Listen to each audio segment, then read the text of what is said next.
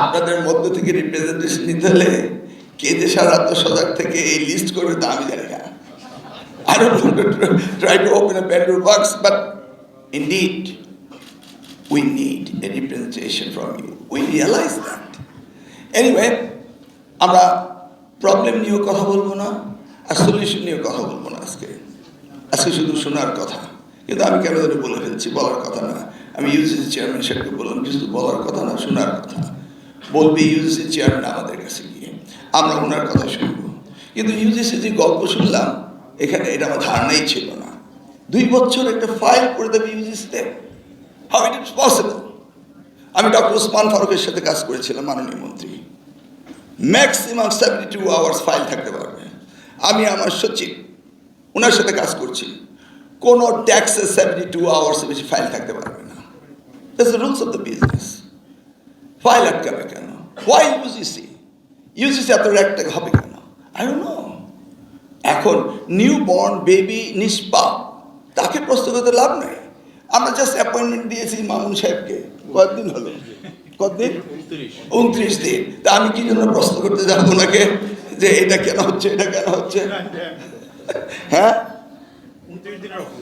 29 দিনের অফিস, এই জন্য আমি কোশ্চেন করবো না।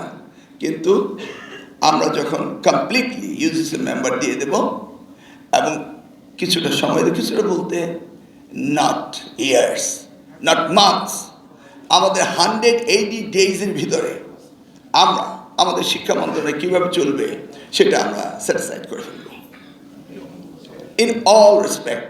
কারণ আমরা জানি আমরা যদি ডিলে করি তাহলে আমাদের প্রোডাক্ট আমরা পাবো না। ইন দিস কেস আমি মন্ত্রণালয় ডিসিশন নিয়েছি যে আমাদের কাজগুলো খুব ত্বরিত গতিতে করতে হবে। এই সিজনে যদি আমরা একটা বৃক্ষরোপণ করতে পারি 1 বছর আগেই হয়ে গেল। আর আমরা যদি এই যে প্রজেক্ট করি, প্রজেক্ট বলা হয় 5 ইয়ার্স প্রজেক্ট, তো 5 বছরের মাথায় গিয়ে যদি আমার প্রজেক্ট শেষ হয় তাহলে আমি কি করলাম? আমি কি লেগেসি রেখে গেলাম?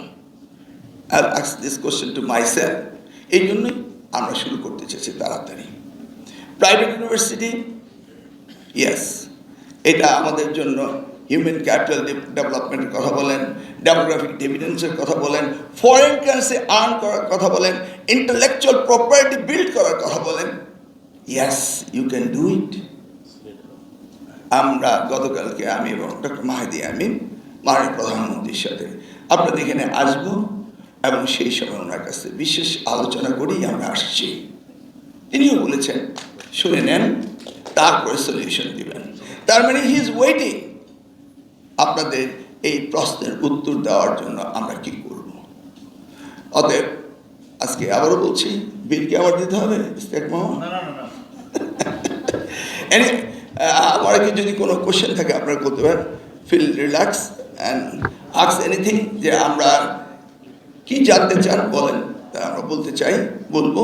আর যদি এটাই শেষ হয়, we are promising with you যে আমাদের ভিশন বাংলাদেশ হবে পৃথিবীর সবচেয়ে বড় সেরা এডুকেশন হাব কান্ট্রি। আমাদের সেই রিসোর্স রয়েছে, আমাদের সেই মেধা রয়েছে, আমাদের সেই প্রজ্ঞা রয়েছে, আমাদের সেই উইশ রয়েছে। শুধু এটাকে ম্যাটেরিয়ালাইজ করার জন্য সকলের কথা শুনতে হবে। আমাদের মাইন্ড ওপেন। আপনারা দেখেছেন আমাদের প্রাইম মিনিস্টার, তিনি কতটা কঠিন পরিশ্রম করছেন। আমি মাঝে গিয়ে ভাবি যে আমার ঘুমানোর সময় নেই, আমি একটি মাত্র মন্ত্রণালয়ে কাজ করছি, আর ওনার প্রত্যেকটি মন্ত্রণালয় দেখতে হচ্ছে।